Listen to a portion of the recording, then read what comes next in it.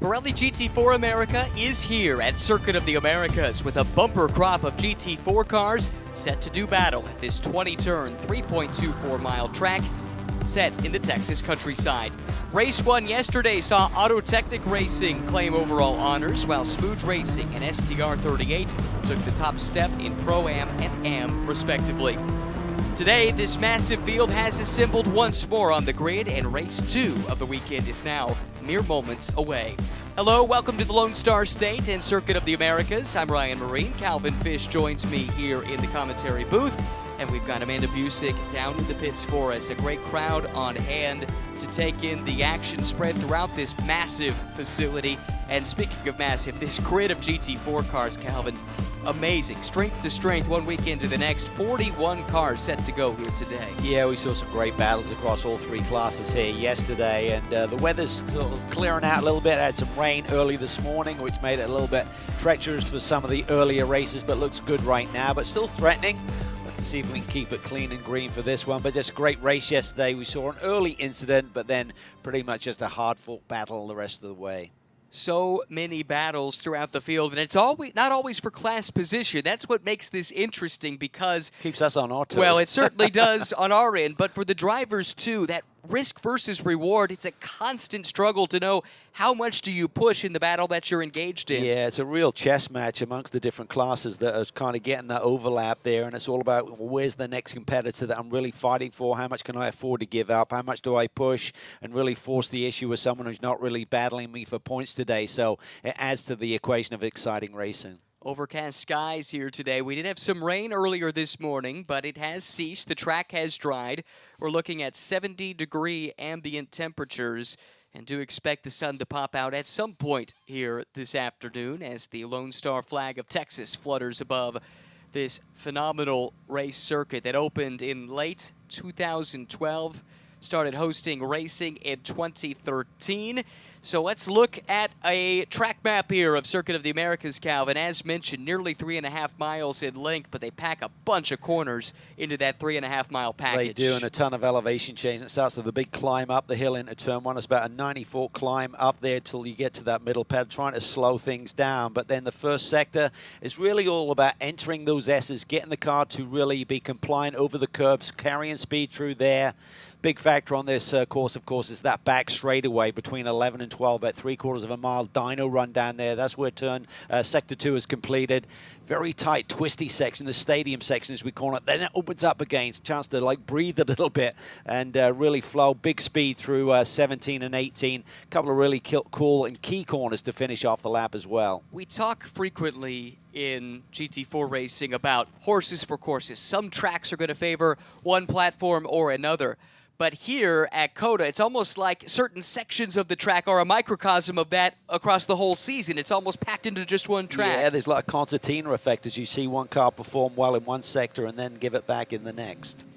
Well, the third member of our broadcast crew is Amanda Busick, hardworking as ever down pit side. Who have you caught up with? I ran by Charlie Postons. We're making our way to the grid. I just saw the 41 GT4 cars roll up to get ready for this race, and Charlie stops me and says, "Hey, can I chat with you in about an hour from now?" I love when drivers have that request, but you were saying we keep assessing these weather conditions, and you were someone that was like, "I would like for it to start raining." Why is that? Well, I think with our driver lineup, we have an advantage in the wet. That's our hope and our belief. We're yet to test it out. We didn't have a wet race last year, and we haven't had one this year yet. And so I think it could be good for us. We are P2 in class. So, yeah, I just think it could be an advantage for us today, yeah. There's a runner-up finish for you guys yesterday as well. Is there anything overnight that you thought about that you're trying to avenge here today? Endlessly thinking about how we can improve. So, yeah, we found a few areas we've improved. We've adjusted some of the characteristics of the car. Obviously, it's a little bit cooler than when we were testing, so we've adjusted for that. But, yeah, I think that we've got some areas to improve, and hopefully we've done enough studying overnight, and we made some corrective alterations to the car, so I'm hoping that we can have a great one today. We need a win. Good luck today. All right, thanks very much. Drivers from the British Isles asking for rain. Where have I heard that before? Well, they go to the beach in their Wellington boots, so they're not afraid of it. They're used to it, of course, and Charlie certainly excels in those conditions. But big points yesterday, but they want the wins. They want to really get back that championship lead. Now that's what they'll attempt to do here today. Always in the mix, it seems like, that duo that won the title 1 year ago. Fascinating grid of cars here set to go with some fast cars scheduled to start at the front that didn't have the best of days yesterday. Let's start with Black Swan Racing's Jerome Bleekemolen, who was so quick in qualifying, but that car was out before it even completed a lap yesterday. Yeah, unfortunately, his teammate Tim Pappas got wrapped up in that early collision exiting turn 1, so it's been a lot of work. I'm hoping to see that car on the grid. We'll get an update here shortly, but certainly have speed, and Jerome Bleekemolen, one of the top GT pilots on the global stage. Do like the look of that McLaren There it Artura. is. There it is on the grid. That's great to see. The Black Swan team got the job done to get that car back in racing order, ready to go. And it is the rapid Dutchman, Jerome Bleekemolen, who's behind the wheel. And I think Amanda is kneeling into the cockpit there. Let's hear from Jerome. Well, it was a little overnight repairs for the McLaren to get race ready, but right at the start of this grid, Jerome, just anticipations here at COTA. And what's it like driving this thing around these turns? It's a great car. I'm really loving this track. I've had a lot of wins here, so hopefully we can add another one. But it's a tight field. Luckily, the damage wasn't too bad. The boys did a great job. The car is all in one piece again, so let's go for it. You and Tim had a win here at COTA in 21. Talk about the partnership between you guys. Well, I've started racing with Tim already back in 2010, so it's been a long time, but we've had a lot of success, a lot of fun, and yeah, the journey continues. So hopefully add another one today. Good luck today. Thank you. They actually ran the Spa Classic together last weekend. Oh, is that right? Yeah. Oh, that's fantastic. Well, it's quite a racing family, the Bleekemolen's. Jerome's father, Michael, his brother, Sebastian, also no slouch behind the wheel. They've driven together a few times, including at Indianapolis in 2021, if memory serves. That is such a cool car. It's a hybrid machine on the street. They essentially take the hybrid system off to make it compatible with our championship here, but be great to see what they can do today. Oh, there is the familiar livery of the 47 NOLA Sport Porsche. Jason Hart will start today. He was in the thick of the battle at the front of things yesterday, as he and Matt Travis tend to be. Yeah, he's always in the thick. I'll be honest with you, that car was not handling great. It's the first time I've seen it in a long time that they didn't have the pace to take it to the front. Still a really strong result, big championship points, but they need to tweak on that Porsche a little bit if they're going to think about victory lane here today. Second row start, that certainly will help, and it's the Rapid American Michael Cooper who will start next to him in the third position. This is the first time we've seen that car from Flying Lizard Motorsports in Pirelli GT4 America this year. And Jason Bell's already been on track today, had a nice run in GT America, powered by AWS earlier, and now a chance to join his co-driver, or his driver coach, I should say, Michael Cooper, in the race here today. Yeah, they definitely got a shout at this win here today. Michael Cooper's such a talent, and he's been on the sidelines a little bit, doesn't have a regular ride, but when he does show up, you know he's going to take it to the front. Led one of the practice sessions here earlier this weekend. Multi-time champion in GT4 cars here in SRO America is Michael Cooper, former class winner at the 24 Hours of Daytona as well just a few years ago. Here comes the field, making its way out onto the racetrack. And we're going to wait here a while because this is a very deep field. And just look at the mix of manufacturers. If there's a car that you particularly fancy, there's a good chance it's represented here on this grid. Yeah, it's a real melting pot of machinery, and just such a fun championship. I mean, it's so heavily contested, though. We've seen a few incidents this year. I know the series and the race directors really trying to clean everyone's act up a little bit. I think if these guys and these girls just give each other a little bit of breathing room, we can see some sensational racing this season from this championship. Cars make their way out onto the track. It is a couple of formation laps here. As we look at the starting grid, Jerome Bleekemolen will start on pole. Carrera Cup champion of a year ago, Parker Thompson, the Canadian, will start next to him. Jason Bell there in the second row starts third, with Jason Hart in the fourth spot. That'll actually be Michael Cooper, though, starting in the number three position. Kai Van Berlo, another fast Dutch driver, starts fifth, with Kenton Cook in the sixth spot for Random Vandals. Then we find Andy Lee and Tyler McQuarrie in row number 4. Back to row 5, Mackay Stevens, runner-up yesterday. So impressive whenever he's behind the wheel. And Roman DeAngelis, young man with a great deal of experience despite his youth. John Jesbray picked up his first Pro-Am win yesterday. Starts 11th today alongside John Capestro Dubets, who won overall a day ago. Jay Logan back in 13th. Andrew Davis in 14th. Then in row 8, Tyler Maxson, who shares that car with Tyler Gonzalez, and Chandler Hull, who had a nice run yesterday after a big crash in the Fanatec GT race earlier in the day. Chris Allen looking to repeat their victory from yesterday in the AM class has James Clay alongside. Terry Borcheller, keep an eye on that Karis Supra. He is always quick, has Jaden Conwright to his flank.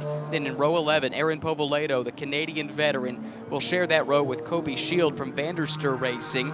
Jesse Love, drafted into Smooge Racing last minute here this weekend, starts in row 12 with Paul Keebler next to him. Will Owen and Juan Pablo Martinez from the NOLA Sports stable make up row 13. In row 14, veteran of the Nissan camp, Brian Heitcotter and Colin Garrett, who just raced to victory in the TC race earlier today. Jaden Lander and Al Carter back in row 15. Then we get to row 16, where we find Eric Powell in one of the Tech Sport Nissans next to Austin Kreins from RS1. Rihanna O'Meara Hunt from the Heart of Racing team starts back in the 33rd spot. Rob Walker next to her. Sean Gibbons had a tough day yesterday, has Matt Halcomb next to him from the ACI stable. Lee Carpentier and Michael Ariema back in row number 19 from NOLA Sport and Rintec respectively. Eric Zitza and Dominic Starkweather make up the penultimate row. Then finally in row 21, Carter Fartuck from the Skip Barber Racing School team will roll off tail end Charlie here today. Boy, that takes a little while because the field is so big, it is so strong, and the racing tends to be fierce in Pirelli GT4 America. Yeah, and in the Pro-Am lineups, you've got the pros starting today, so it should be sensational fighting at the front of this pack. It was a big day yesterday for Smooge Racing. John Jesbray, Kevin Conway picking up their first win in the Pro-Am class. Let's learn more about the team now from Kevin Conway. I'm Kevin Conway, and I am the team principal here at Smooge Racing. Team principal encompasses many different hats, from driving in the GT4 America Series with John Jesbray and our Toyota GR Supra GT4 Evo, it's a mouthful, and also coordinating our new GR Cup efforts and really creating an opportunity to bring drivers into the SRO series and introduce them to professional racing and help them progress in their careers to ultimately what we hope to be the highest levels of motorsports throughout the world. In 2021, we had the opportunity to become a part of the GT4 America Series. Toyota was just introducing the new GR Supra GT4 car, and I had had a previous relationship with Toyota, for a background in NASCAR and in those days, and said, hey, we know how Toyota and TRD approach racing, and that really aligned to our values and to what we want to achieve, and we know that they're committed to excellence and committed to winning, and it really helps us kind of create a ladder system to help younger drivers make that transition from go-karts or from club racing into professional racing. They can experience the GR Cup, single make racing, ultra competitive, great purse, great hospitality, and gives us the ability to also introduce them to GT4 racing and ultimately GT3. So it's been a lot of fun racing with John in the GT4 America Series. We had success right out of the box in 2021. You know, it doesn't disappoint anytime you have over 40 GT4 cars in a series. It's one of the most competitive GT4 fields anywhere in the world. So we're continuing to learn and grow, and you know, our expectations are to absolutely be in contention for the championship and to win races and contend for podiums week in, week out. Anything other than that is just not acceptable. So our goals for Smooge Racing are to really live up to our ethos, which is to do what we love with those that we love.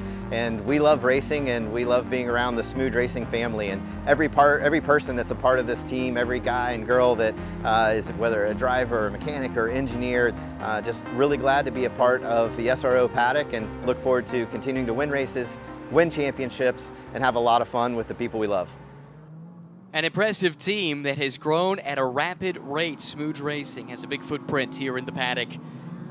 And Circuit of the Americas, a big part of the reason there are over 140 race cars in the paddock here this weekend. Absolutely remarkable to see the growth across the board.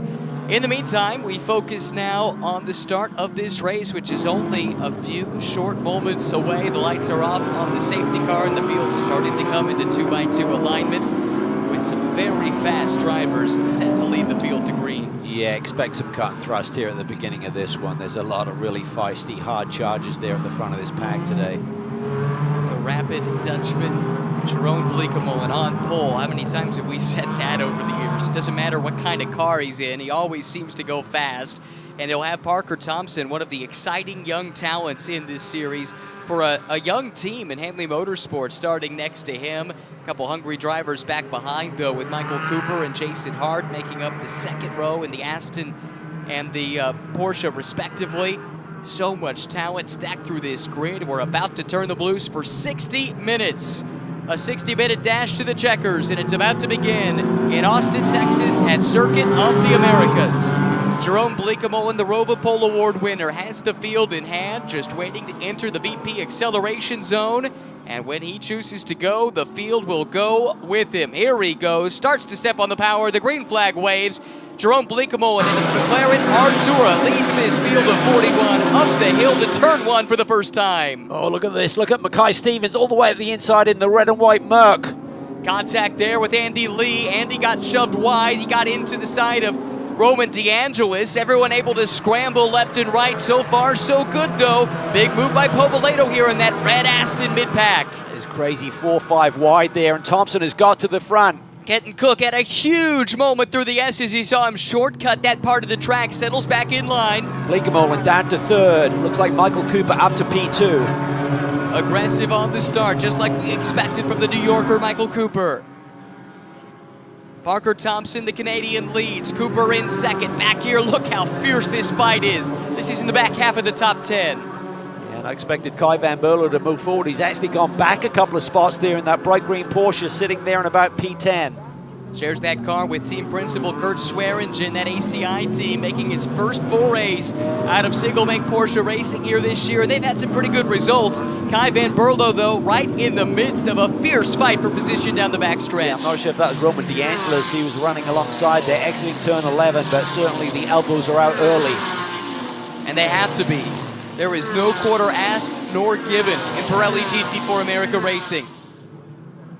Bleekemolen trying to get back into a rhythm there. Our pole sitter has dropped a couple of spots on this opening lap. There he sits there in that McLaren Artura. The team has been snake bitten this year, just not much luck. They've had good pace at times, and right now Jerome Bleekemolen showcasing just the level of quality under their tent. Big JCD. move there from JCD. On 2 in a row, one at NOLA, one here yesterday. But that just shows how competitive this field is. He's battling around 12th position right now.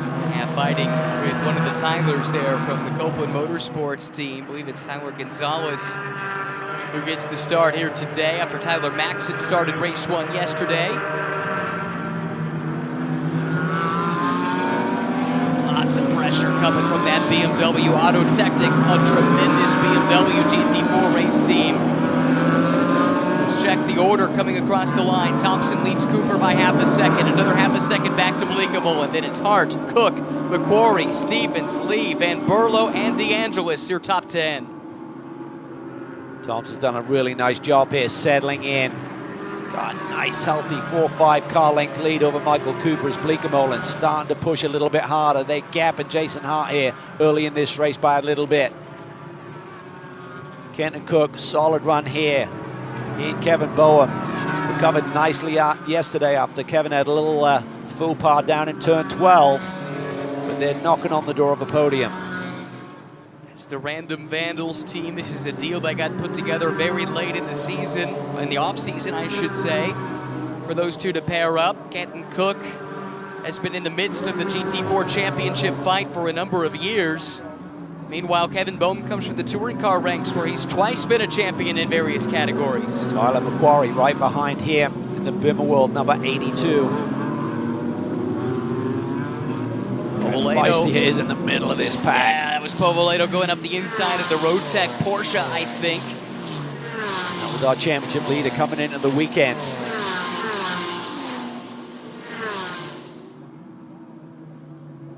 How about this Canadian, Parker Thompson from Red Deer, Alberta, Canada? Looked like he might be on his way to IndyCar stardom for a time. Won races on the road to Indy. Couldn't quite get that breakthrough opportunity, though. And has been Doing quite a bit of racing in Porsches over the years. Now getting this chance with the Toyota and Lexus programs here in sports car racing in North America. Yeah, he's certainly making a name for himself in a hurry. Great young talent. Michael Cooper really using every inch of the road there to try and keep Bleekemolen at bay. Looks like Bleekemolen is settling into a rhythm here. Does he have the pace to get the car back to the front before he turns over the reins to his teammate, Pappas? I think in many ways, these are two of the more underrated drivers globally. Either of them, it doesn't matter what car you throw them in, they go quick. Cooper and Bleekemolen right now, second and third. Cooper fades to the middle of the track, leaves a lane to the inside. Bleekemolen able to force his way past, and the pole sitter is back up to second now. Yeah, he's got pace there. I think he may have a chance to catch Thompson. Now he's cleared Michael. Michael kept it clean. I think he realized that he was very vulnerable there with the pace of that McLaren. Look at you dance through these S's, trying to eat up these curbs. Let's not forget, when you're tucked up behind one another, you can't exactly see your marks that you're looking for in terms of your turn-in point, and seeing these corners makes it tricky. It's all about rhythm, right? It's a dance. This is that battle we were talking about earlier with Aaron Povolato. Not where he would like to be, quite frankly. There's Jaden Conrad right in front of him, and he was a little bit out of sync there coming through the S's. That's compromised his speed a little bit. Does a nice job of just really slowing things down, keeping everyone at bay. I like what Jaden did there. Realized he was compromised, but just really controlled that nicely. Another really talented young driver just waiting for a chance. And so, how many times have we seen Pirelli GT4 America resuscitate careers or provide a springboard to start a career? Well, it's such a great platform when these top pros can come in and link up with a driver who does not have the experience, needs that mentorship in these two driver formats for these relatively short sprint races. Conrad doing a great job in that 097 entry from Rotec Racing. Rob and Roland Tech is where the name comes from, team that was based outside of the Nürburgring for many, many years. Now back stateside racing here in SRO America as they have the last 3 seasons. Aaron's working him, try to find a way by. Makes it so tough when you come in here with high expectations. You got the championship lead, and then you just realize you're in the middle of a dogfight for every single position here. 7 minutes down, and it's big been run frantic. by Cook. Yeah. Cook's got a run on Jason Hart, maybe looking on the inside up into turn 1. No side-by-side action here. This is 10th, 11th, and 12th coming into the picture at the top of the hill. Gonzalez side by side with DeAngelis. DeAngelis clears Gonzalez and slings it up the inside of the 51 car. There's JCD trying to make his way forward. It'll be tough to follow up on that big win here yesterday. His co-driver, Zach Anderson, really set the table for him yesterday. But by the time JCD came in, they played their strategy really well too, had that big lead, and John just managed it to perfection. But he's in the wars here today. Tim Pappas watching his longtime co-driver, as Jerome alluded to in the interview with Amanda. Jerome Bleekemolen here running in second. A little bit of lawn maintenance there through that corner as well, just trimming the grass for the facilities. Got to be careful with track limits. They're very keen on making sure you're not throwing dirt and debris across the road there. Top 3 have really separated themselves from the rest of the pack, running 4th. Because Kenton Cook has got around Jason Hart there. Yes, he has. That was not for class position, by the way. We should probably set the class running order. Thompson, the overall leader, is a silver class entry. Then the next 3 cars all in the Pro-Am class. You can identify them by the blue number plates in the scoring pylon on the left-hand side. Silver number plates for the silver class cars, red for the Am class cars. And that graphic there shows you just how much progress or lack thereof a car has made to this point of the race. Ooh, that was tight there in 15. So tempting to stick your nose down the inside. Now there's a problem. Yeah, that was a big moment there from that GMG car. Jay Logan was the one who started that machine. That was was weird. I thought he had a technical issue because there's a big lurid slide there as he went to power coming off of turn 15. There is your AM class leader, Terry Borcheller. What a year they're putting together. No kidding. Didn't have a great day yesterday. A penalty for avoidable contact late in the going. I believe the car directly behind inline is for position. Check on that though. Chandler Hull in a fight right now with John Jesbray. It's right ahead of the AM class leader. What a job Jesbray did yesterday. That was a fantastic win that he got. Coming under attack though from Chandler Hull here. Oh man, making contact too. That was fortunate that it wasn't any worse than it turned out to be. Yeah, it was a little bit dicey there. Just got to give each other enough breathing room. It's been an excellent race so far. Hard fought battles, but nothing too crazy. Let's take a look at this again. A little worried about that right rear tire. Yeah. For Jesbray. Yeah, he just couldn't come over and take the line. He's trying to set up for that next left-hander, but Chandler was filling that spot.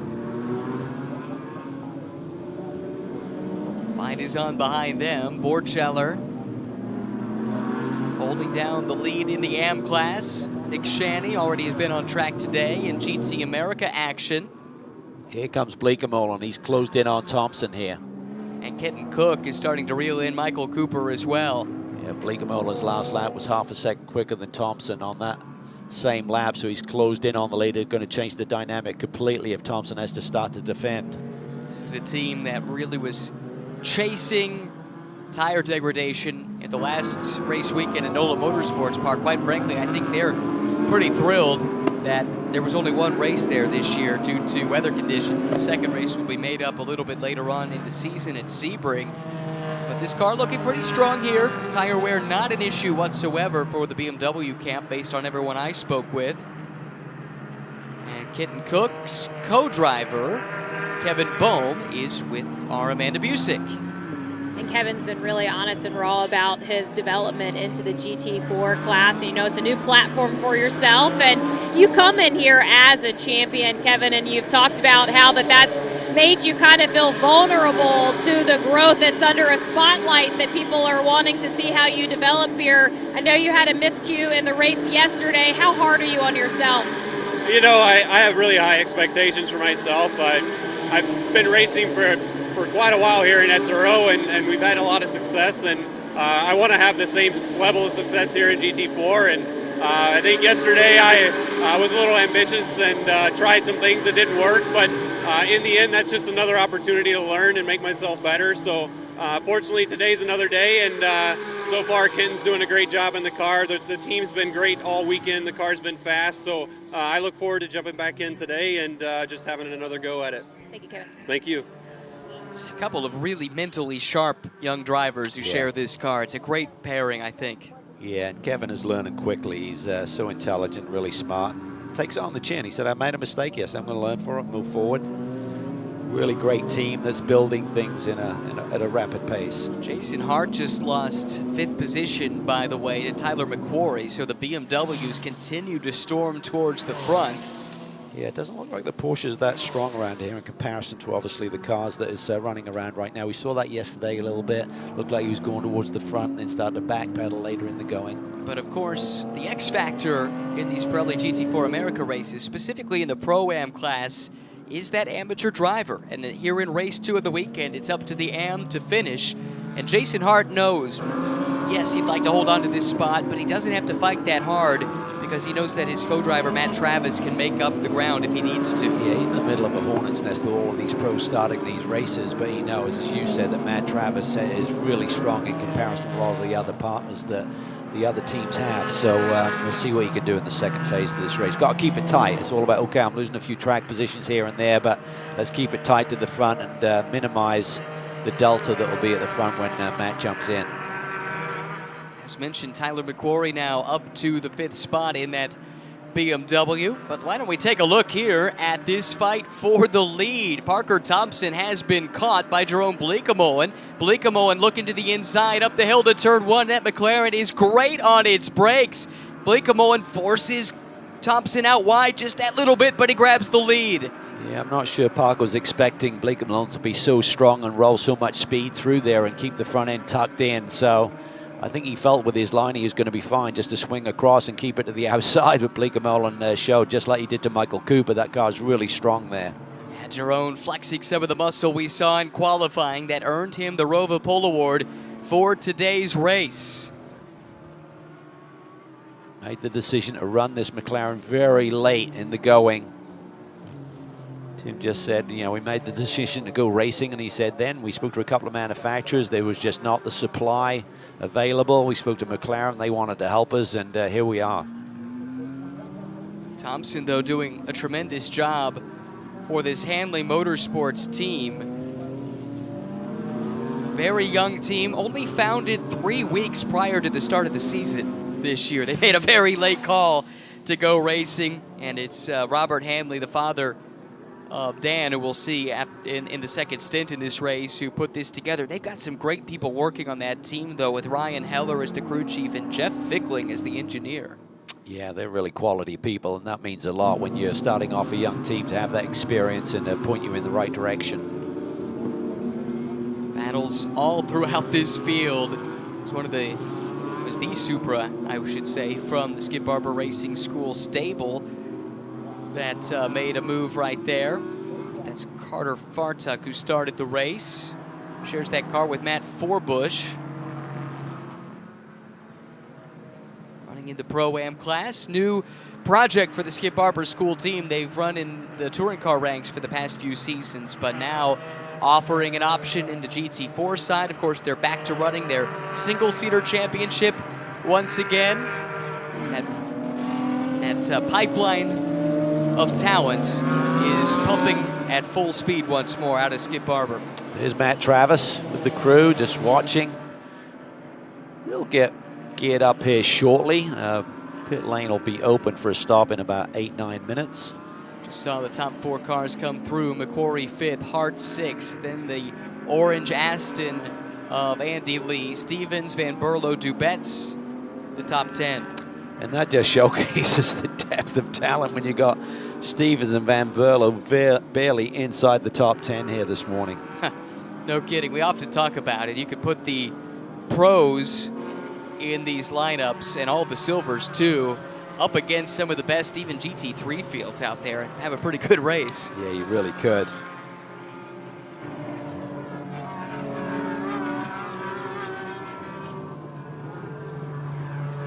Closing in on that pit window opening 8 minutes from now.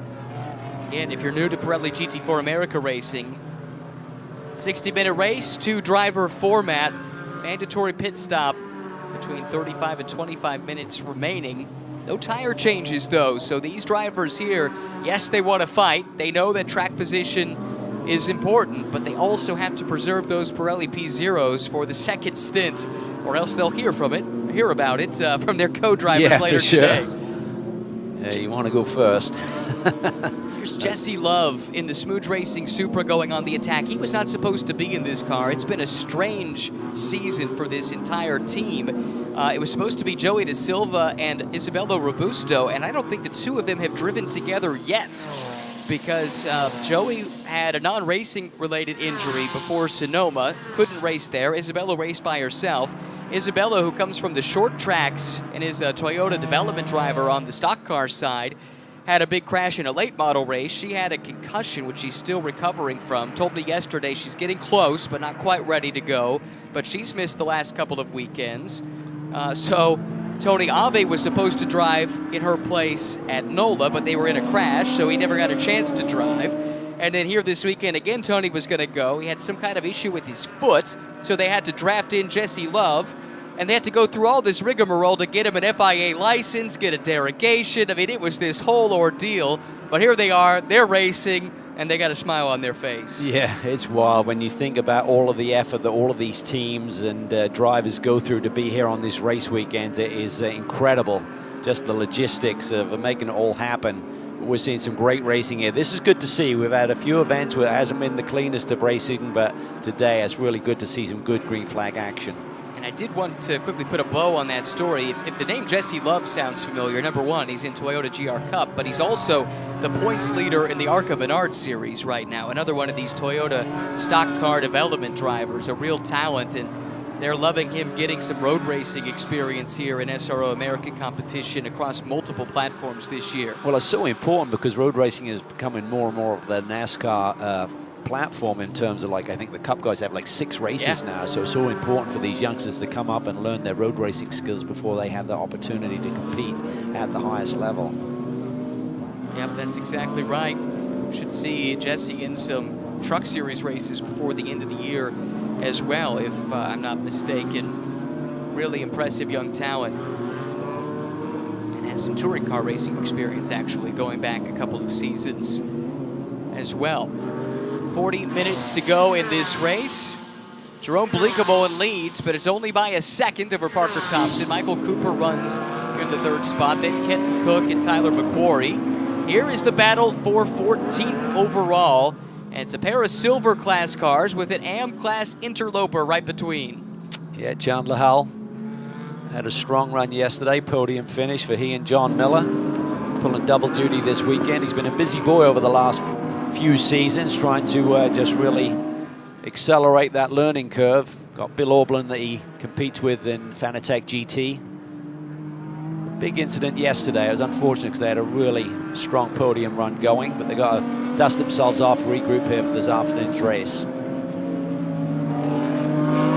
Tails away shot this front straightaway in Circuit of the Americas. That huge climb, 130 feet of elevation change up the hill in turn number 1.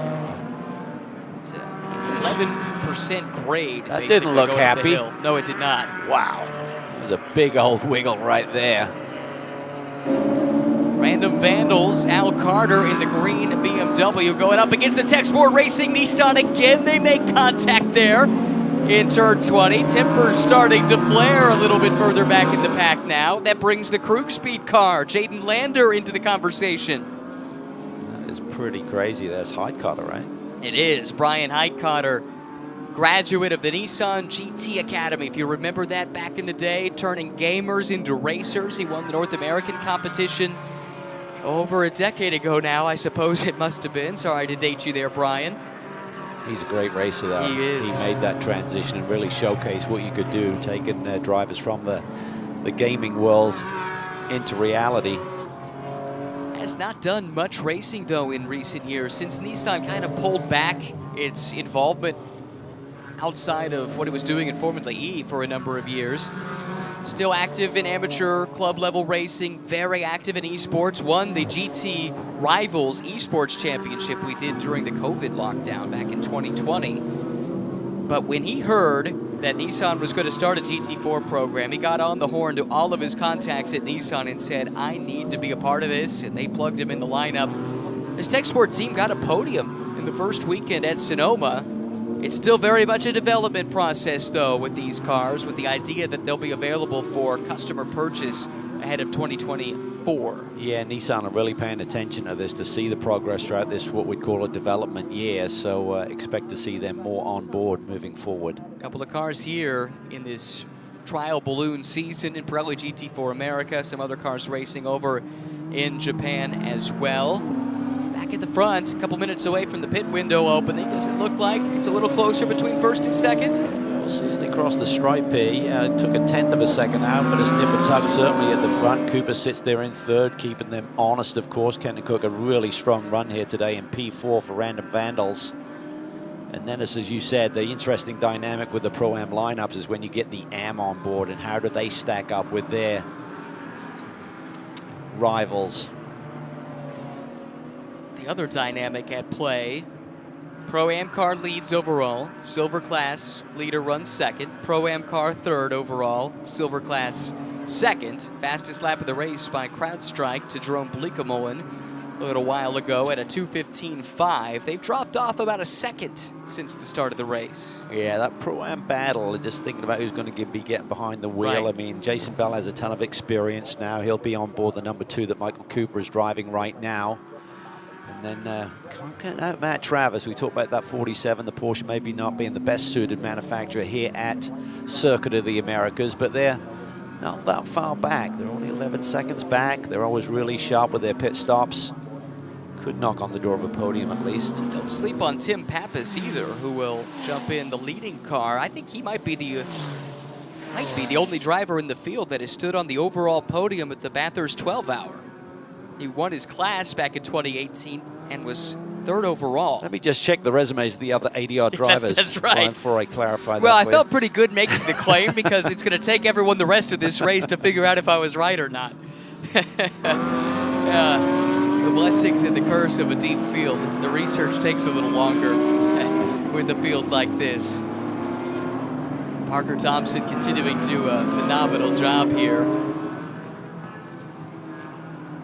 There is Michael Cooper. Do think Kitten Cook is closing in. And again, that pit window is about to open, but expect on those Pro-Am lineouts for these pros to stay out deep into that 10-minute window of opportunity. 81 seconds is the minimum stop time from pit in to pit out, including the driver change. No tire changes here. Allowed to adjust the tire pressures and so forth, but that's about it. Trying to think about some of these silver lineups. They're the ones, some of the AM lineups too, that might mix and match a little bit with their pit strategy. The window is open now. Sure, I would expect any of the front runners to make. No, I think Thompson will stay out. Kenneth Cook will stay out there. Kai Stevens, well, he may roll the dice a little bit. I mean, okay, we've got an interesting moment trying to get to the pits here. Borcheller and Hull. Borcheller was trying to make a pass, and Chandler was trying to make that dive into pit lane. I think what probably happened there is that Chandler slowed a little bit through 19 to transition back across. Terry thought there was an opportunity to make the move, and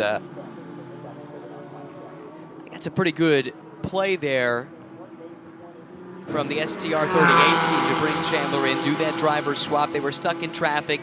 Now maybe they get some clean laps. They can do the undercut. Plus, it covers them from a full course yellow coming out during the window. Yeah, I agree. If you're on the back foot a little bit, why not roll the dice, particularly if you've got a driver who's pretty equal in speed, as a bunch of these teams do have. Just a second ago, saw Rihanna O'Meara Hunt come in. Hannah Grisham will climb aboard the M-Class entry from Heart of Racing, part of a female driver initiative. There's Tech Sport looking racy with that Nissan. That's Eric Powell, former front runner in the touring car ranks, getting this chance with an old team. He's been with the Tech Sport guys before in touring cars and drafted into the lineup here on the GT4 side. Side by side with a TR3 Aston. John Branham, right? It is. He's pretty quick. He's really quick. Yeah, he's a real talent. Oh, and he doesn't want to give the spot up either. Somehow they were able to sort that out. But it's not quite done yet. Powell comes back at him. Branham to the inside. Powell will try to cross him over here. Couldn't quite get the bite though with the front tires. Did get the bite with the rears. Great run out of the corner with the Nissan. Yeah, it's a great little dice. Two really talented drivers. Eric Powell said they're continuing to work on the development of this car. They're getting better and better. The Nissan Z-GT4. So good to have Nissan involved. They've got a big activation display in the paddock here too. It's just part of their DNA, and wonderful to see them embracing the racing once again. Here is Stevens coming in, Conquest Racing. Thought they might give this a try. Jesse Webb, Canadian, comes from a touring car background, a little bit of stock car racing too, but he has taken to GT4 like a duck to water. He really has, and they keep finding those amazing talents north of the border. They do. John Farrow, the businessman behind this program, using it as a platform to help give drivers with talent but without the resources a chance to showcase their skills. And Jesse, what he has done relative to one of the best in the GT4 field, Mackay Stevens, this year, I mean, their pace has been almost even. Got a tire problem here for DeAngelis. They're going to need to get him to pit lane. Now, we normally say you don't change tires, but if there is, oh, there might be more than a tire. Yeah, that's Something is dragging. You an saw the upright sparks. issue. Well, that's too bad. Gray Newell and Roman DeAngelis have been a good pairing. They won a race at NOLA, the only race, I guess, at NOLA. Just gotta hope Roman knows. Oh, Powell. no.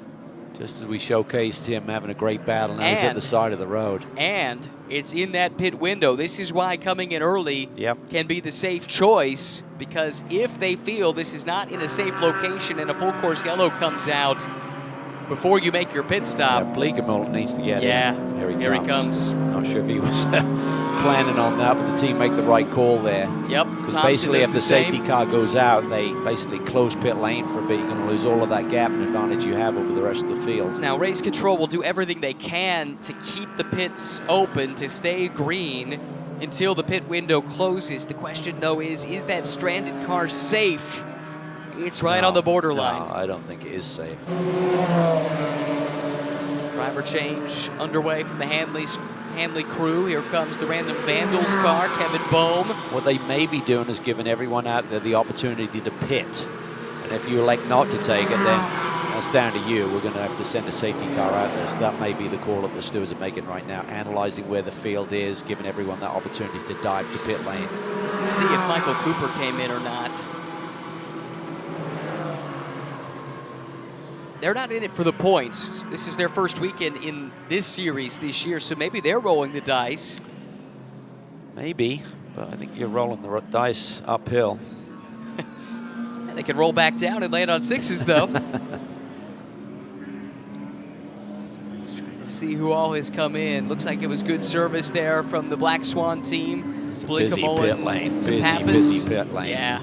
With the overlap with cars pitting a lap differently, suddenly cars are being released as cars are coming in. Amanda confirming for us that Flying Lizard did not call Michael Cooper in, or if they did, he did not come in. So he's still out running quick laps, and if this does stay green until, well, I don't know how that's going to work out just yet, but maybe at least one more lap of his pace could make a big difference. Could make a big difference. Not seeing any sign that the safety car has been released for this to, so maybe they're just going to wait and exhaust this 10-minute pit window.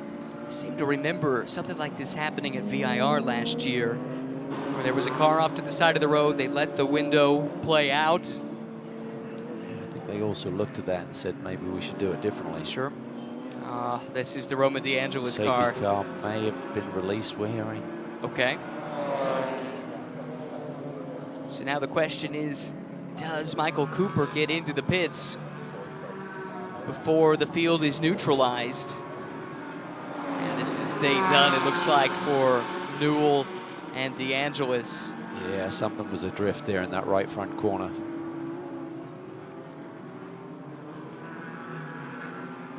This team is busy. Got so many programs going on.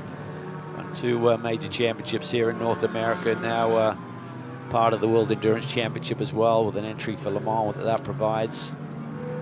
Quickly to reset the strategy, because as far as we can tell, it's still green on the racetrack. Cooper, McQuarrie, and Van Berlo are the 3, it appears, that have not pitted yet. Maybe Davis and Borcheller also. So I think there are 5 that are rolling the dice right now. Maybe 6, as Branham has just tripped the scoring beacon. So The problem by staying out, though, they're starting to encounter traffic, so their laps are like 4 seconds off their best of the day. So staying out there, it's not like it's a home run in terms of getting that overcut. Yeah, that's right.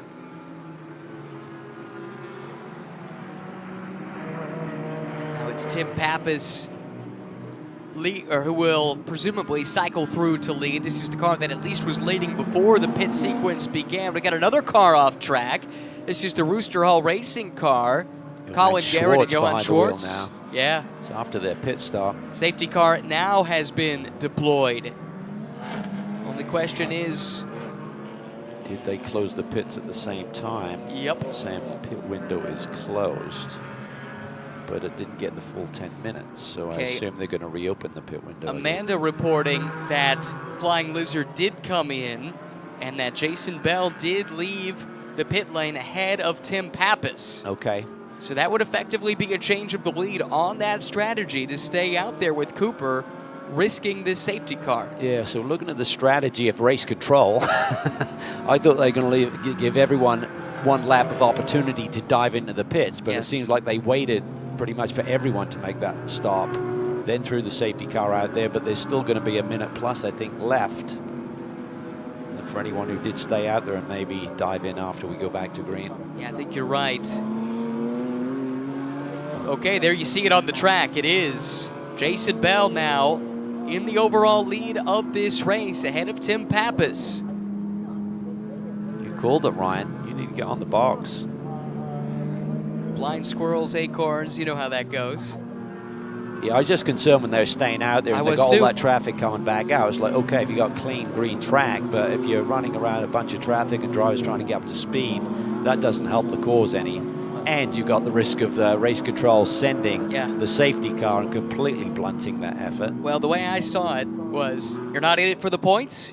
You're not going to win otherwise, most likely, where they were with track position. But I really feel they were in with the think show. so? Well, they run a top three. Jason Bell has got a lot of speed in this Aston Martin. It wasn't like they were deep in the pack and had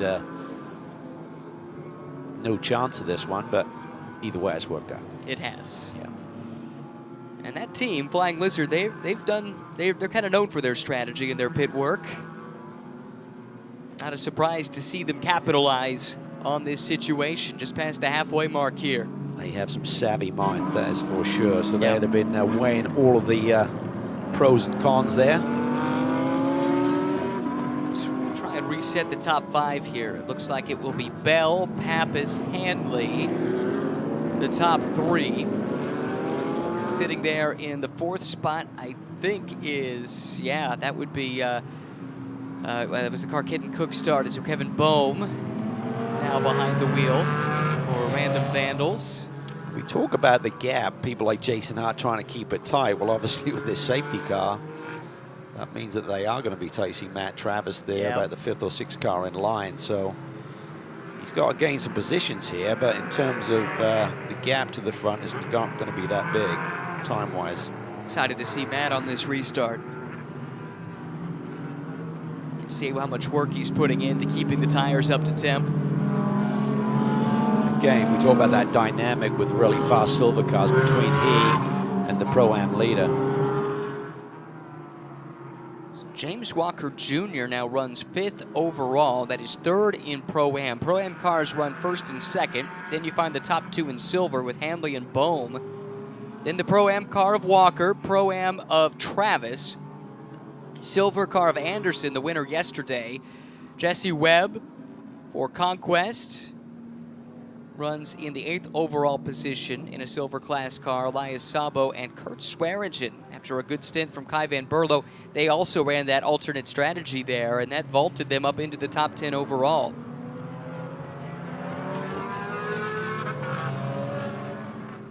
Under 23 minutes to go, still under the safety car here, the first of the morning for Pirelli GT4 America. Let's hear from Amanda down in the pit lane. We were watching along for all of these pit stops, and kind of dicey of what was going to happen with that full course yellow. Michael Cooper stayed out for another lap, and there you see Jason Bell leading this pack. They were able to make the right call, and Flying Lizard was very happy with this strategy. But I talked to Jason Bell right before his stint about just the pairing between him and Michael Cooper, and he said it just fits.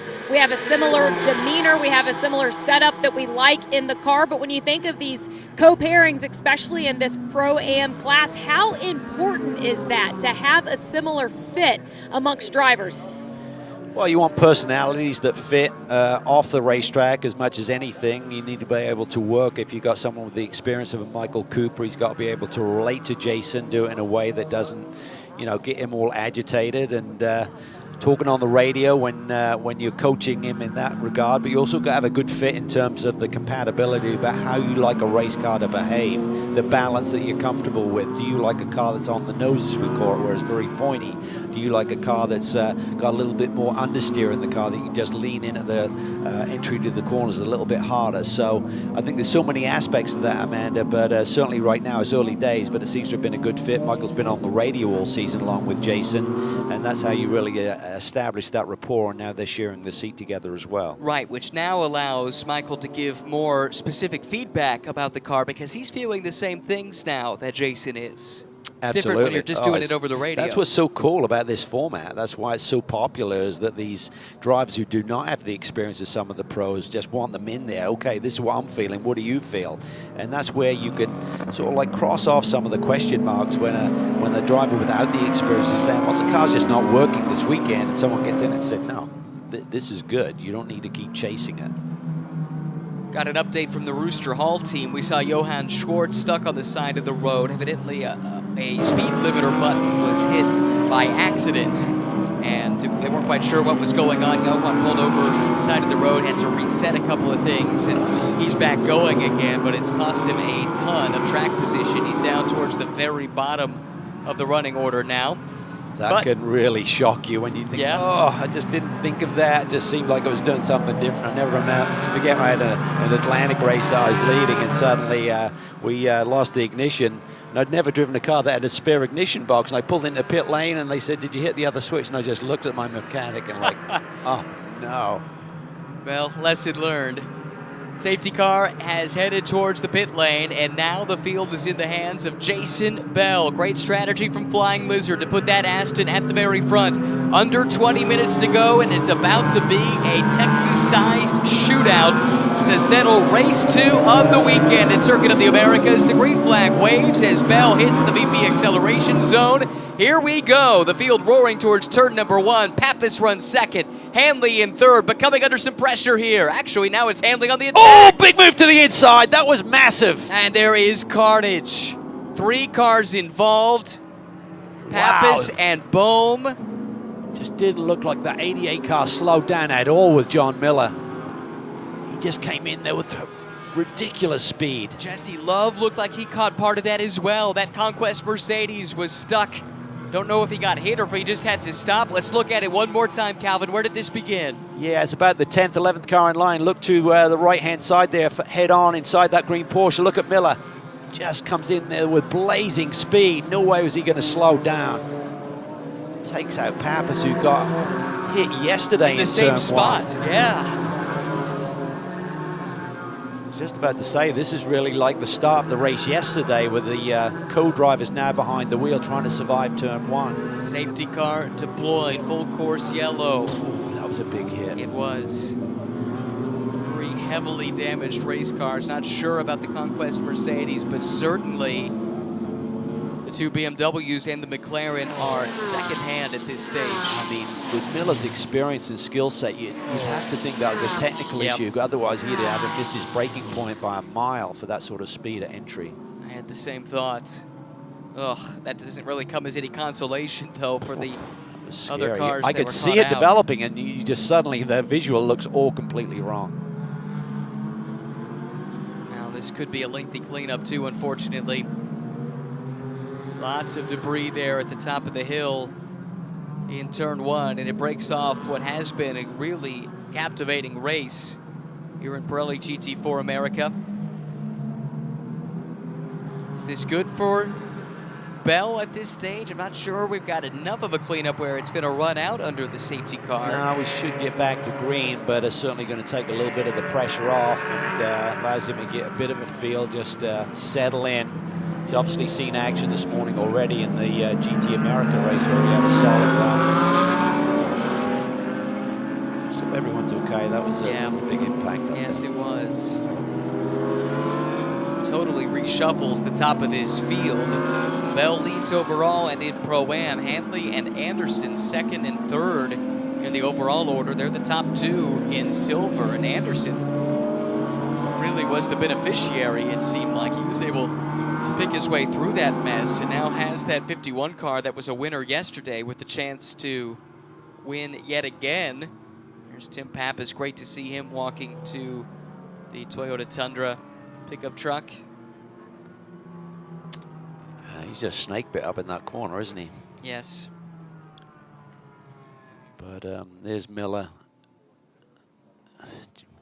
I don't, you know, dirty part of the racetrack. I don't know if he just hit the brake pedal so hard with that late maneuver that he just immediately got into the ABS. That takes away some of your braking force, of course, but amazing.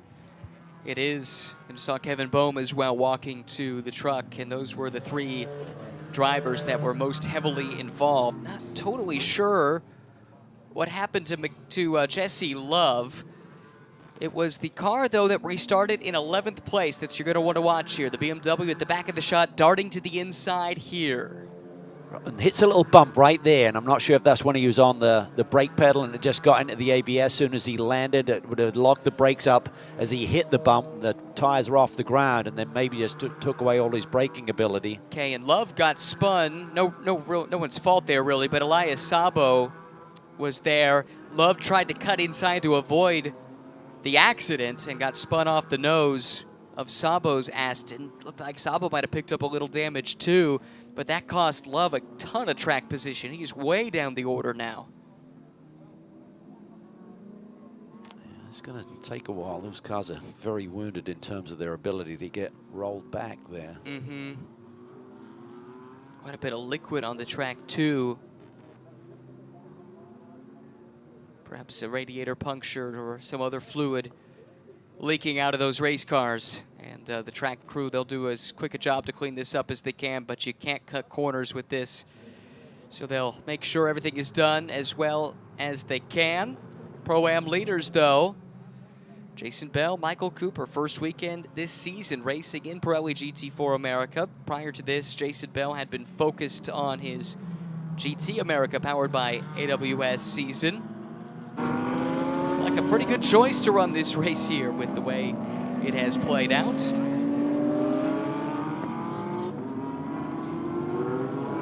Looking here at the second place car in the Pro-Am class, James Walker Jr.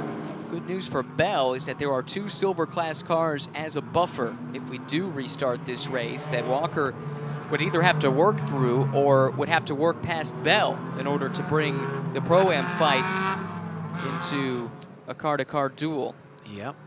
Travis up to P3 now, 5th overall.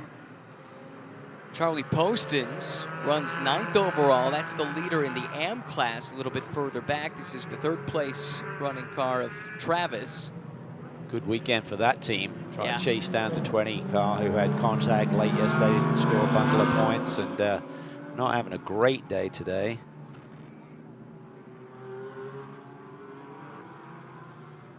Not quite sure where they have fallen to. It's amazing how different. I think they're about 5th or 6th on the road. Okay. Yeah, in class.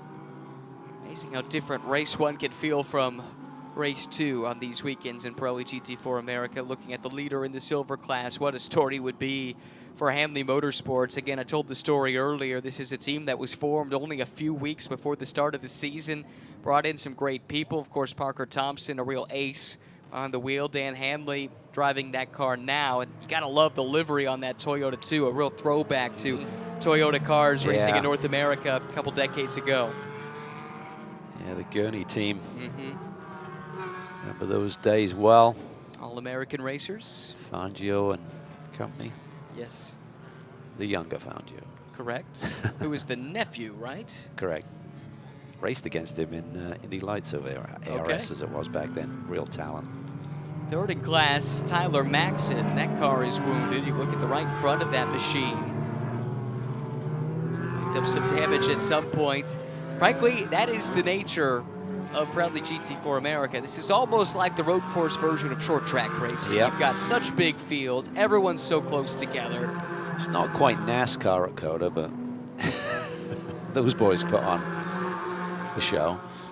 Yes, we'll Of leave sorts. it there. Yeah. Colin Garrett could weigh in on that. He was there racing in the Truck Series race. Right now, watching as Johann Schwartz drives by the safety car. This is not what they wanted to see after they had that minor glitch with a speed limiter button being pressed by accident, and that cost them a ton of time. Johan, I'm sure, was licking his chops on that restart to try and charge through the field. As mentioned, the leader in the AM class here, Bimmer World, Charlie Poston's James Clay, finished second yesterday. They've got a big buffer back to Robert Mao, who runs 14th overall, Poston's 9th overall. Those are the top two in the AM class. Yeah, I think Shanny's in 5th in class, who was the championship leader coming into the weekend. Yeah. Yep, you're right. Paul Keebler is 3rd. Brady Behrman for Vanderster Racing, a strong 4th. You find Shanny. In fact, that's those two right there. The blue Aston was Behrman, then Shanny in the primarily white with green and yellow and red trim. Toyota Supra just behind. Here is Robert Mao, as mentioned. STR38, the team here. Chris Allen won yesterday. Yeah, big day. It's a great result. It was a really good battle, wasn't it? Sure was. Chris Allen really worked hard to get around James Clay and grab that top spot. And Paul Keebler here. He had a big crash this morning in GT America. And he was all right. And John Branham, his co-driver and coach, did a nice job in the opening stint here and puts them in a position to race for a podium should we restart. And now holds the final podium position in the AM class. See the marbles building up offline through there. That's a great shot to illustrate that. So if you do start to go side by side a little bit deeper into these races, you pick up those marbles, and tough to get them cleaned off.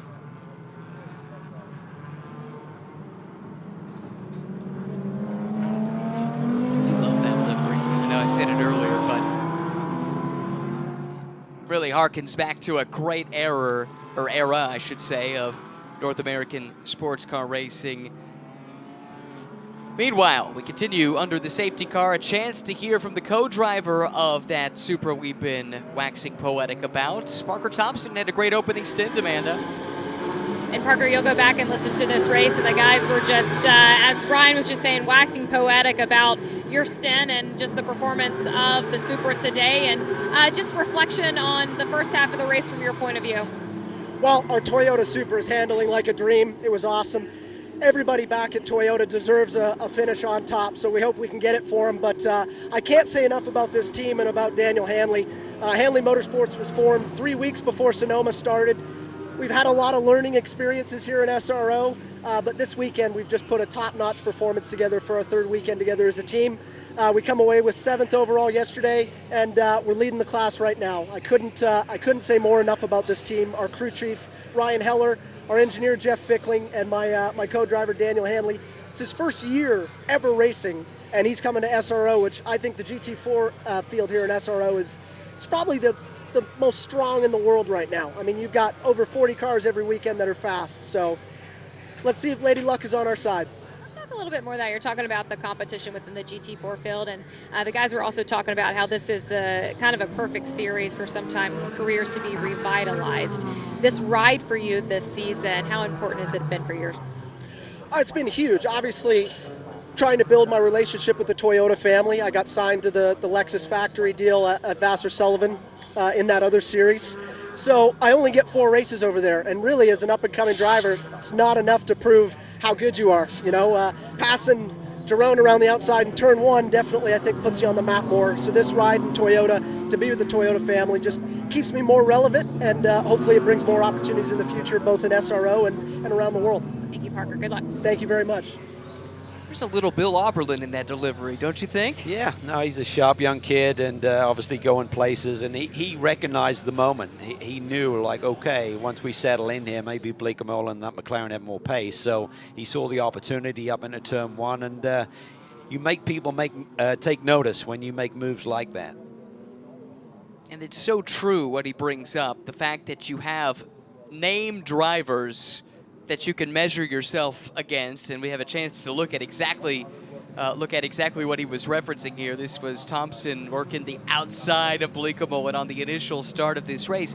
You know, a chance to go up head-to-head against big-name GT drivers to prove what you can do. That's one of the great elements of this championship. Yeah, it's such a mix of experience and young drivers and people learning the craft for the very first time. I mean, obviously, Parker has an amazing resume behind him, but there's other drivers in this field who are getting in a race car for the first season or the first couple of seasons. That's what makes the racing so dynamic, with the variance in the speeds between the different classes and the different drivers. Lots of fun. 6.5 minutes to go, still behind the safety car. There was an incident about 10 minutes or so ago involving 4 cars, 5 cars sort of, I suppose. At the top of the hill in turn 1, 3 cars eliminated, and the cleanup still continues. And so we run behind the safety car right now to Dan Hanley, Parker Thompson's co-driver. Dan, in his first year of racing, running a couple different programs this year here in Pirelli GT4 America, but also running in a single-make Porsche Championship, Porsche Sprint Challenge North America, driving for the MTK Motorsports team, who we'll see a little later on today. They've got an entry in Fanatec GT World Challenge America, powered by AWS, and they had a very good day yesterday. They really did. It was a strong result for that group. Looks like the cleanup may be close. We might get a couple of laps here. Well, we might get one, right? Because we're running about 4-minute laps behind the safety car. Michael Cooper right there on the left-hand side of the screen. You know, Jason is just like, tell me what's going on. Are we going back to green? The key right now is just to stay focused, keep prepping those tires, keep them cleaned off, keep working the brake pedal, keep some temperature, so if you do get a 1-lap shootout, you're ready. Well, Michael has that calm demeanor at all times, so in a lot of respects, he seems like a really good guy to have on the radio for Jason in moments like these, to keep that even keel that you need to perform when the pressure is on. Car's still there, unfortunately. Yeah, we might be out of luck here, I think. That'd be a real shame. Shaping up to be... Might have run out of flatbeds. Well, you know, you might be right. Yeah, I think there was time. I think we just we were busy with so many cars that we had to get out of the way, and we're waiting for one to return and collect the McLaren.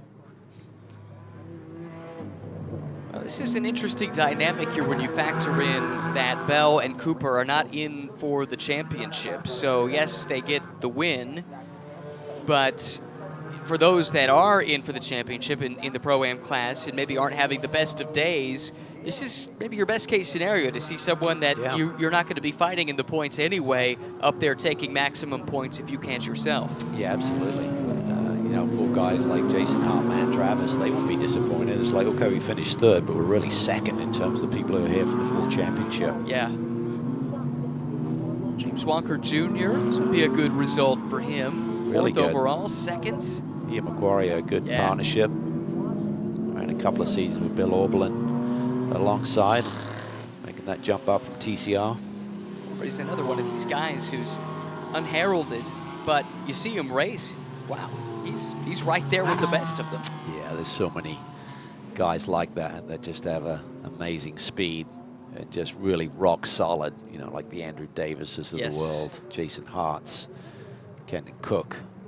He just bullet fast and just really solid in terms of teaching you the ropes in the shortest possible time. Gonna go down a ways in the order to find the third-placed car in silver. It's the Copeland Motorsports car down in 10th.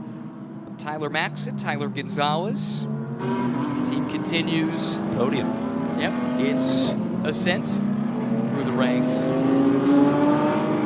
Something they can build exciting on. Young kids there. Oh, absolutely. And maybe they're one of the teams that would not be disappointed if this did not go back to green, considering they're nursing some damage. Yeah, I wonder if the cars are still stranded up there, if they'll just throw the check it early. See a lot of point in continuing. Down under 2.5 minutes to go. Lights are still on the safety car. That is not a harbinger of good news. Car stays on the track. Does that Toyota GR Supra. So we continue without enough time to restart the race. White flag officially is shown, so we'll have to do one more lap behind the pace car. And you never know, strange things can happen in this game. Yeah. Somebody could break down or something like that, so that's why they'll have to play it out to the finish. Not much racing for these drivers who got in second here today. No, that's a real shame because we say there's a lot of effort that goes into being here on a race weekend. You think about all the tentacles away from the paddock and where everyone started to prepare for a racing season, for a race event, the travel involved, the logistics, crews on the road, transporters setting up. And you get here and, you know, for the drivers who are in a podium position, you know, they won't be too disappointed, but for others who are maybe knocking on the door of whether it's they're looking for their first top 10, first top 5, first podium, first win, that opportunity is taken away and you don't have the ability to go race either. Yeah, that's tough. They'll pack it up and focus forward on a trip to VIR. What a great racetrack that is. In some respects, similar to COTA. It's fast, it's flowing, but Old school. yeah, the stakes This are a is little new bit school, different. that's old school. That's yeah. right. If you built VIR today, it probably would look a lot like this, true. actually. I've never thought Yeah. about that before, but they did not. And as a consequence, you know, this track is kind of polarizing. Some drivers really like it, others aren't as fond of it. And VIR falls into that category too, but for different reasons. There are drivers that will admit it's kind of spooky sometimes. You know, an error there is almost always a big there's one. been a massive That's investment by Connie Nyholm and the whole group there led by Kerrigan Smith to really make that facility first class in terms of not just the racing that it provides with the ribbon of asphalt, but also the safety facilities as well. They've a lot of stuff you don't actually see. Right. But behind the scenes, and I've been over there the last couple of years and seeing what they're doing on a regular basis, it is first class, and they're gradually ramping things up there. Yeah, there's no question about that. But it is a great track, one that was almost lost to history there for a time. It was dormant, it was defunct and overgrown with weeds and grass. They basically had to repave it, but thankfully, the new ownership, they were able to figure out where the original track went, followed that same outline, and preserved one of the great racetracks on the continent. Paul Newman in that line, if there's heaven on earth, it's VIR or something. Yeah, he loved that place. Yeah. Very good racing driver, Paul Newman, as well as a car owner. Lots of different series. Behind the safety car for one last tour of the track. You can see in the background, just now they're getting to the black Swan car. I think you're exactly right, just ran out of flatbeds to get that cleaned up as quickly as we needed to go back to green. Tell you what, I don't think Jason Bell's gonna look sideways at this. You win him however you can. He comes across the line first. Jason Bell, Michael Cooper, and Flying Lizard win race 2 at Circuit of the Americas. Coming across the line, second overall, but winners in the silver class. How about this little team that can? Hanley Motorsports, Dan Hanley, Parker Thompson. They certainly deserve that result. And back to the top step of the rostrum in the AM class for Charlie Postage, James Clay, and Biverworld. The reigning champs doing what they do best. Yeah, so with the 2 squad, they rolled the dice there under that caution by electing to keep Michael Cooper out there with the threat of a safety car coming out and ruining that, but it worked out for them nicely. And unfortunate to see that incident on that restart because we had some great racing here today. What do you think? Do we see this car a few more times this year? I think this will give Jason the appetite to return, don't you, with Michael? I think you'd have to after the way this went. CrowdStrike fastest lap of the race. To this car, Jerome Bulika-Bolin early in the race at 2:15.5. That is fast. Unfortunately, they were one of the victims in the incident that ultimately brought this race to a less than satisfactory conclusion. Thompson was only a couple of ticks behind him, just Yeah. a few hundreds. He also ran in the 15.5 range, so very That's right. competitive up front. Silver winners right there on the screen. So cool that a team that's only a few months old can compete and win at this level. It speaks volumes about how these manufacturers turn out these GT4 race cars. They're supposed to be turnkey. They've got the manual to kind of get you in the window. You have to figure it out from there. This is proof positive that a smart team, even with a short lead time, you get good drivers, good engineers, you can have some success. Yeah, looking to see where Jesse Webb and Mackay Stevens finished. They were like 5th, 6th in class. So something went awry with their strategy there, I think, with the safety car and stuff during the They yellow. were caught out in this caution. Love had to dodge the crash, and in so doing, he really had nowhere to go. Cut across the nose of Sabo and spun at the top of the hill. Webb did? Yeah, and that's what put him at the back. Got it. Yep.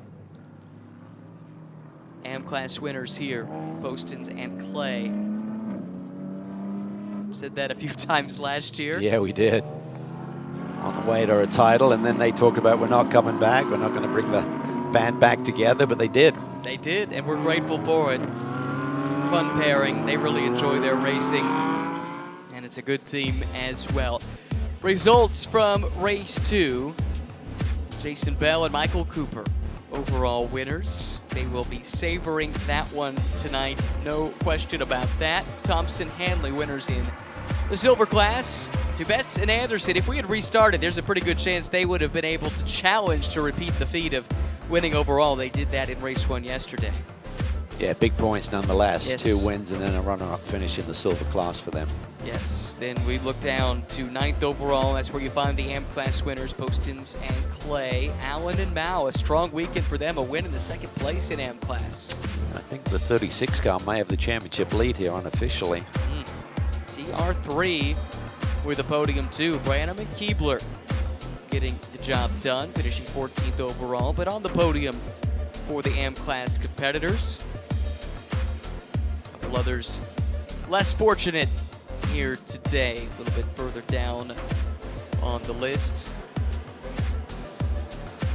Such are the vicissitudes of this sport. Looking down at the bottom, Powell and Harrison, they are having a decent day there for Tech Sport Racing. Eric had some kind of technical issue, had to slow on track. That brought out the first yellow of the day. Newell and DeAngelis, they were in with a shout to battle for a podium until a mechanical issue of some kind put them into the pits as well. And you think about it, it was really that problem for the 22 car, innocent enough that created the whole schmozzle at the end of this race by going back to green. That was the first domino. This was the initial start, though. Thompson and Bleekemolen battling for the lead at the start. 4-5 wide, entering the S's. Somehow, though, they were able to come through with all cars pointed the right direction. Thompson grabbed the lead on the opening lap, but Bleekemolen wasted little time to fight his way back to the front. Yeah, the McLaren's really strong here this weekend. Bleekemolen from the pole, then displaying the pace as he got deeper into this race. These two cars are in different classes, but battling for the overall lead. Here we have a big restart and the big moment that put an end to the race. Yeah, and really fortunate in some ways that Miller hit kind of the front end of that random vandals machine versus the door.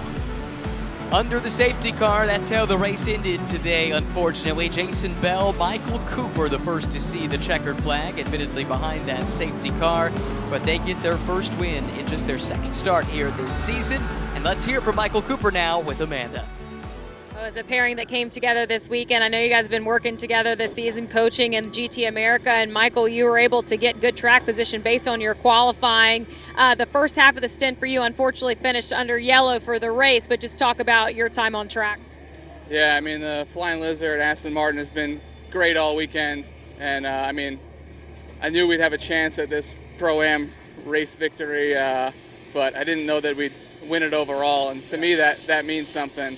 I mean, Jason did an awesome job all weekend. He's been quick, and he's let me do what I want with the car. And it's just awesome to come back to GT4 America and perform at such a high level. It's been never stopped trying, but it's nice to get some results to show for it.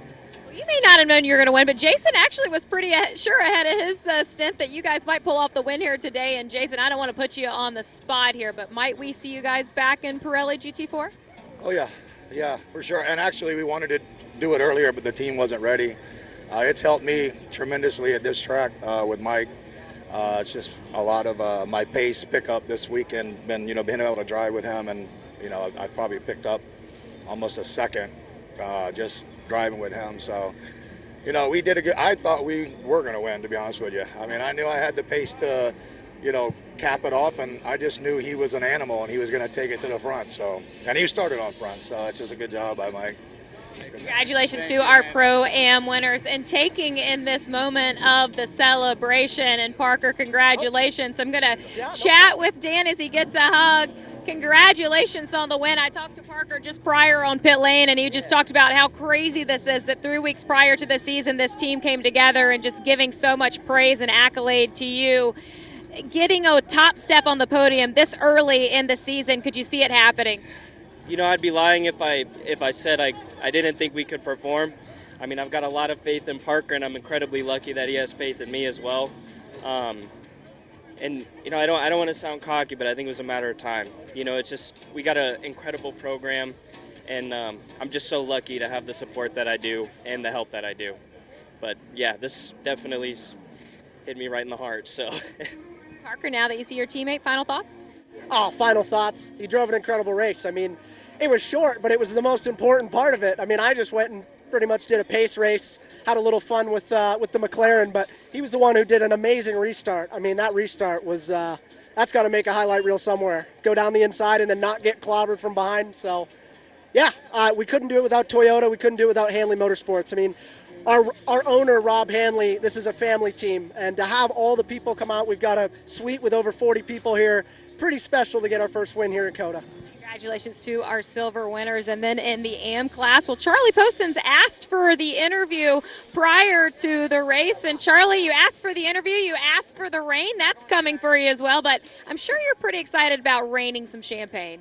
We will be raining some champagne. You know what? We only raced like a lap and a half, but it feels like an earned win today. We got a bit of a lesson yesterday, and it got us on our toes, and this is how we respond. So I'm really proud of the team, Bimmerworld and James. So that's awesome. James, and just going on to your stint, and you guys pitted pretty early, got Charlie into the car. Was there any leading part of this race that led to this victory? I'm sorry, was there any? What kind of led to the victory from your eyes? It was a lot of turn one's always exciting, but when you look at COTA, what allowed this BMW to win? You know, BMW's been a good car here. Certainly we've tested here, and that's been good for our performance. Getting through turn one, you know, that's always a challenge here. That inside looks so inviting. I saw it in my stint. And I lost a few spots staying clean, but, you know, keeping this car clean, we knew we had the performance. We just had to run the car and not make mistakes. And, you know, I had a good stint. Charlie followed it up and, you know, crazy restart and picked his way through. So, you know, we both did work and we've got a result. Congratulations, guys. Thank you. Well, the series heads back on the road. Next time out, it will be at Virginia International Raceway, the great VIR, as our weekend here at Circuit of the Americas concludes for Pirelli GT4 America. That's a wrap for our coverage here today for our entire crew. My name is Ryan Marine. We'll see you next time at VIR.